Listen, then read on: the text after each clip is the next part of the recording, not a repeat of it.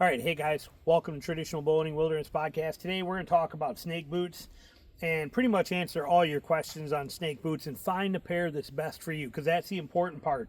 And with me living down here, I've been hunting Georgia now for the last 6 years in the wintertime, and you don't run into a ton of snakes then. You do occasionally, don't be fooled. The biggest timber rattler I ever ran into was in December down here.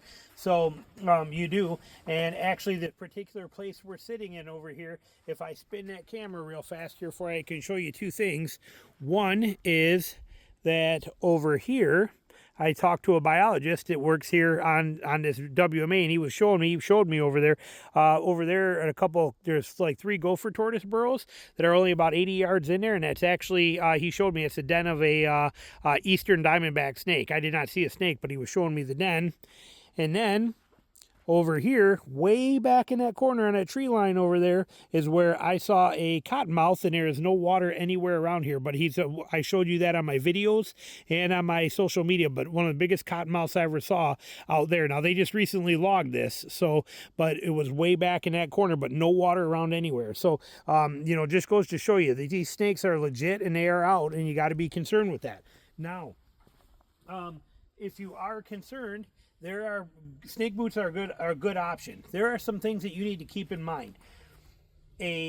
Most of your snakes, 90% of the snakes that are out there, if they are going to bite you, they are going to probably hit you somewhere in the boot. Okay, somewhere in this zone, so you're going to be okay. You start dealing with big eastern diamondbacks, big timber rattlers, even big cottonmouths, even some of the bigger copperheads, they can get you above the boot. Okay, most of them will not, but especially the diamondbacks and the timber rattlers, they have the potential to definitely get up and hit you in the waist if they want to. So keep that in mind. Okay, these are a good thing, but they are not all a end-all be-all. Each pair of boots offers a different scenario here too, and it has pros and cons. We'll cover that, but I want you to understand that about snakes. The other thing is, realistically, I have to walk in the wintertime, I have to walk 200 miles to see a venomous snake.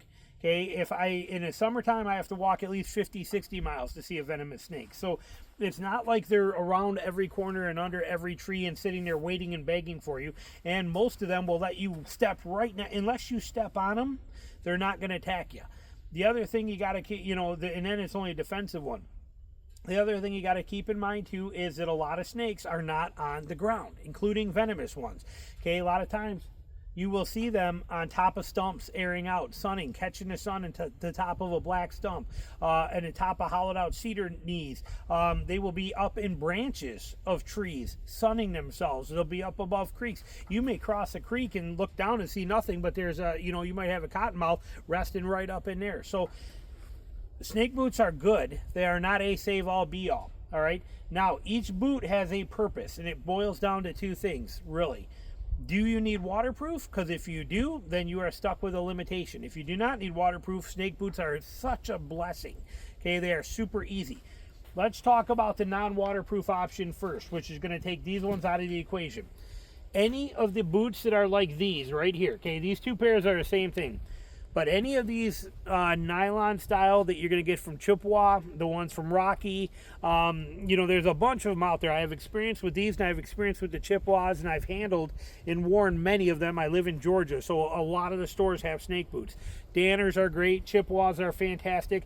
These Rockies are the steal of the century at $150, and they are very, very light. You will notice that anytime you pick up a nylon snake boot, they weigh next to nothing. They're lighter than your actual hunting and hiking boots. These are so lightweight. Now, some are heavier, okay? Some are like the guide boots and stuff like that are heavier, but most of your quality snake boots like this are going to be super, super light. These are a dream to wear. However, all nylon boots are not waterproof. I do not care what anybody tells you.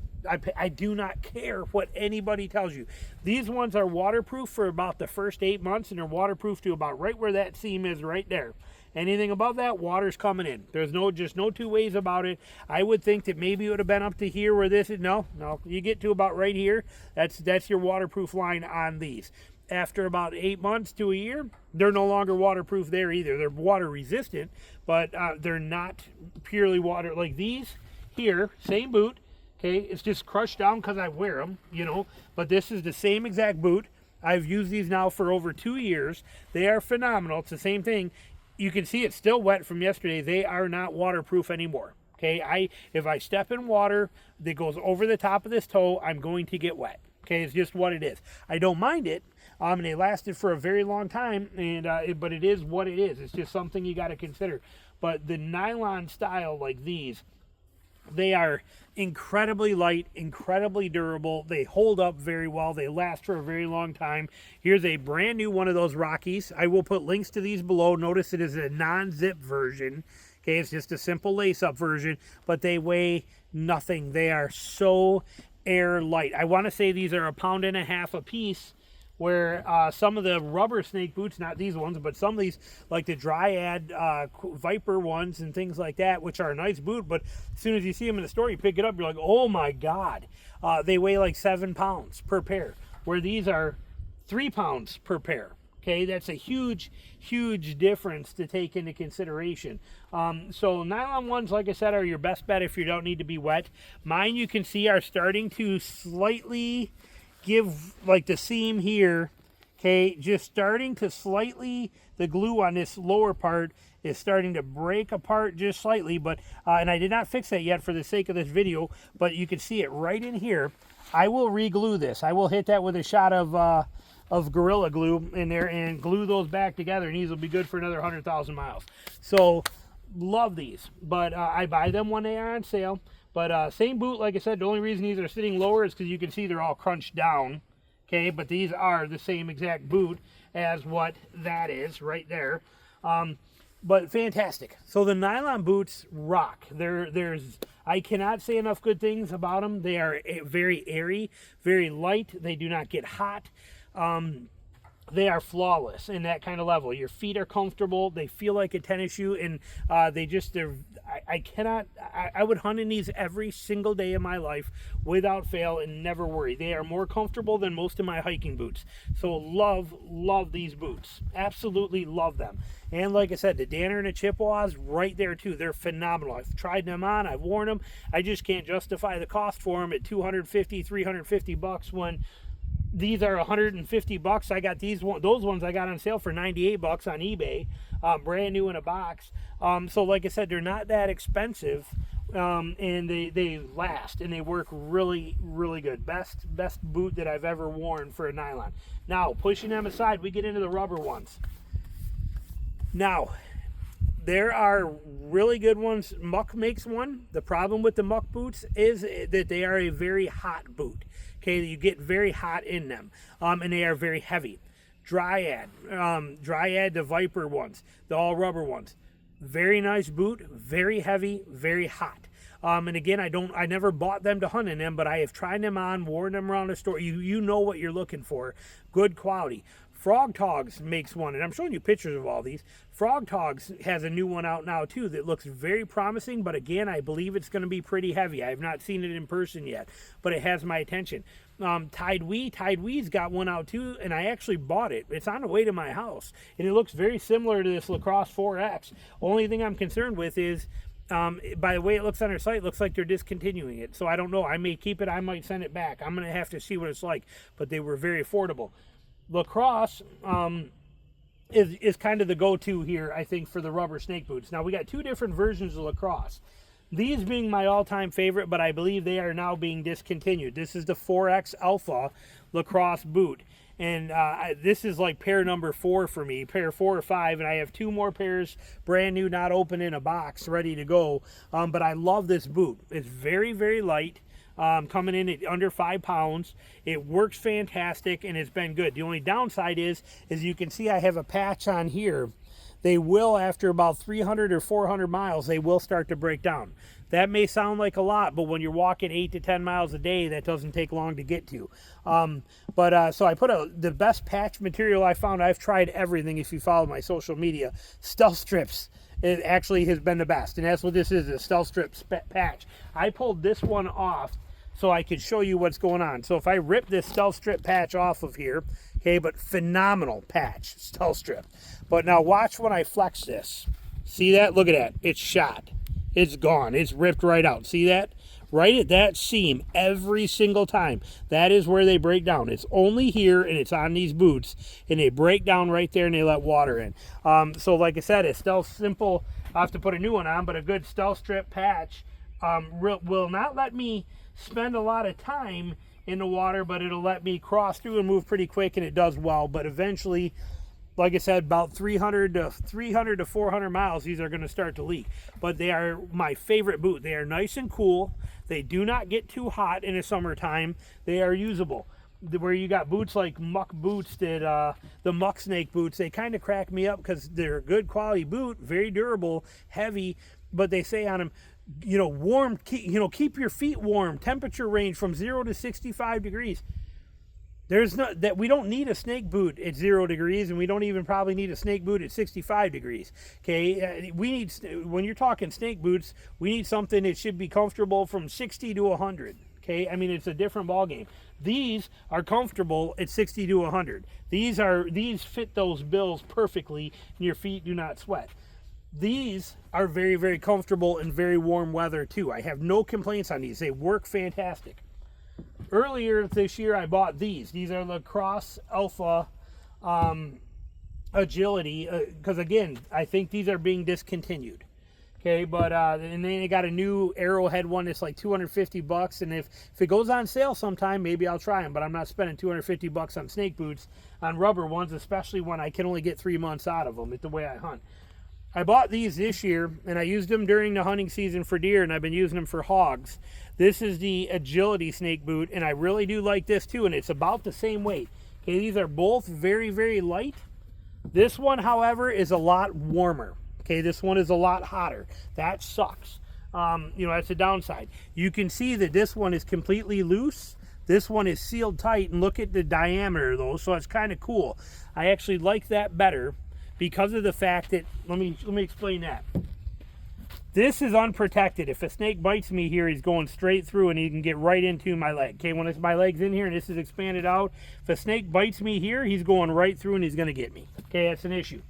These, the mouth is so big on them, if it were loosened up, then it would be floppy and annoying. So I can close this all the way, and now that makes it very hard for a snake to be able to get in there and get me. So that's a nice feature. However, we have a tricky thing going on here with these. If you look at these two side by side, okay, these look taller, 17 inch versus 16 inch. Yes, that's a nice feature.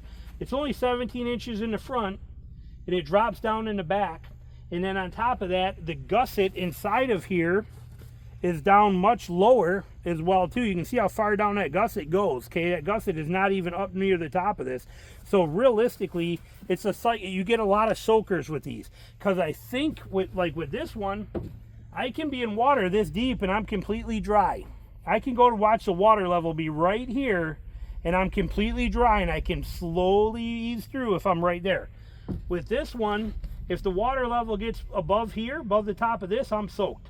Okay, it'll fall right in through that gusset hole and it'll soak me right there.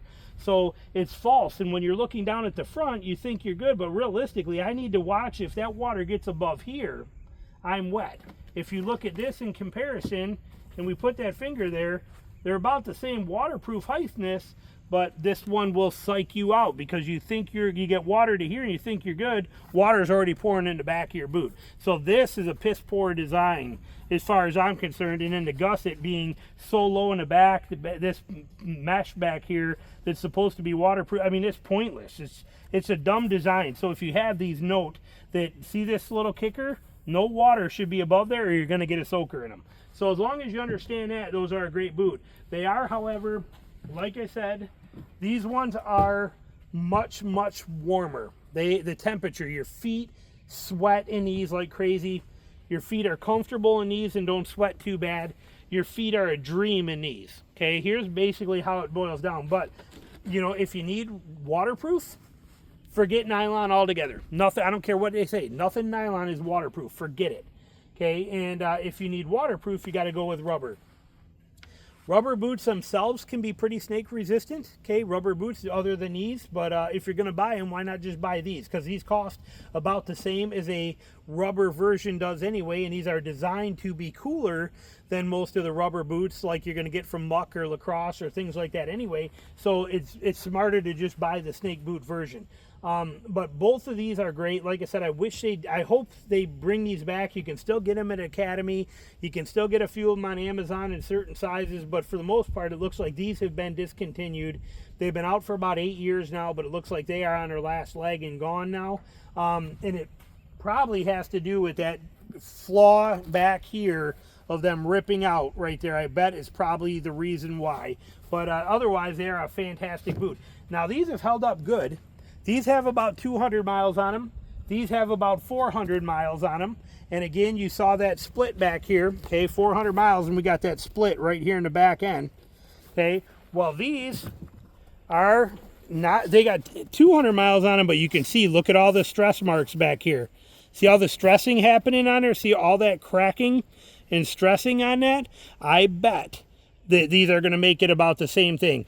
200 more miles maybe out of these, and then I bet they're going to be shot as well too. So realistically, a rubber boot, I'm going to say you're probably going to get 300 to 400 miles of walking out of them. And like I said, that may seem like a lot, and I can't fault a boot for that, but they're just not going to take much more than that. Whereas these will take 600, 700, 800 miles all day long, maybe even more, and keep right on going.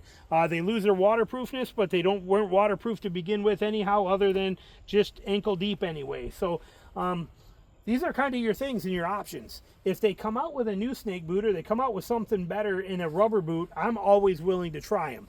Like I said, I've tried on pretty much every single one out there other than the Frog Togs.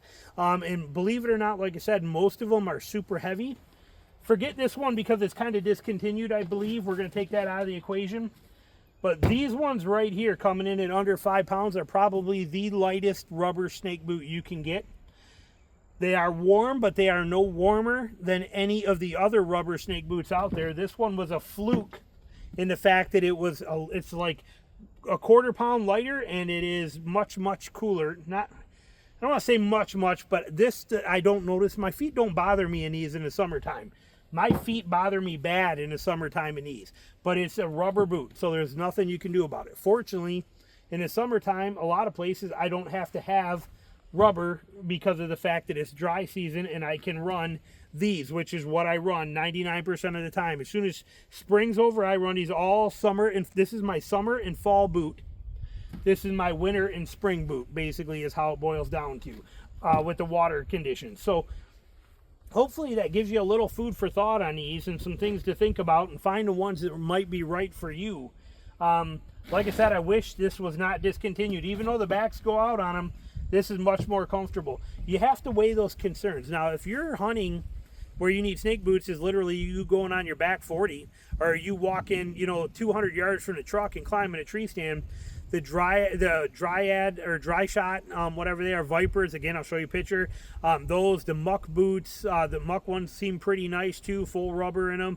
Like I said, I can't wait to see the Frog Togs, but some of those rubber boots, they might be fine for you. For me, they're no good because of the weight. I'm not walking around in a 7-pound boot, okay, in 7-pound boots.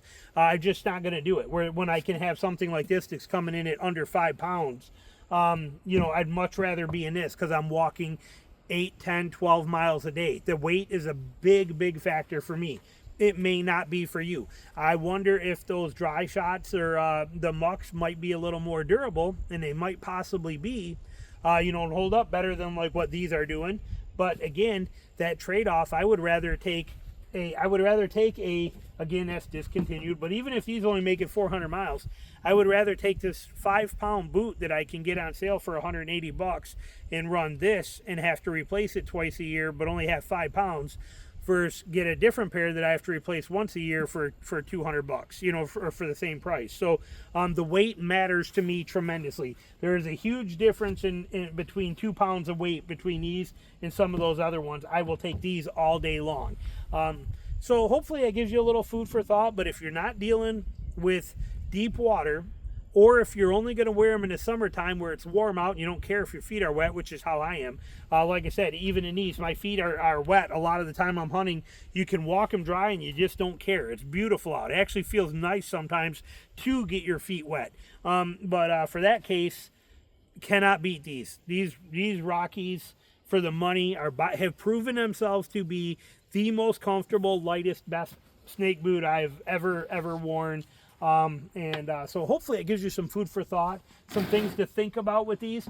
And like I said, don't be fooled by this, okay? Yeah, that's nice, gives you a little more punch on the top, on the front, but remember, when you're walking through water, you need to be down here, okay? Right down here. You should take and draw a Sharpie marker is what I should do on here, about right here, because if I go any higher than that, I'm getting wet.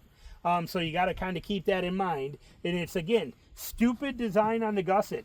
Why is that low? Why is that not up all the way higher? I mean, why is that gap cut right there? And then, like I said, even if water goes in here, that gusset pours down and drops down in there. You can see it just pours right out of that. So, like I said, be careful with that kind of thing on those. These ones, look at the gusset on here. It comes up way past the top. See how beautiful that is? Why didn't they do that with this one?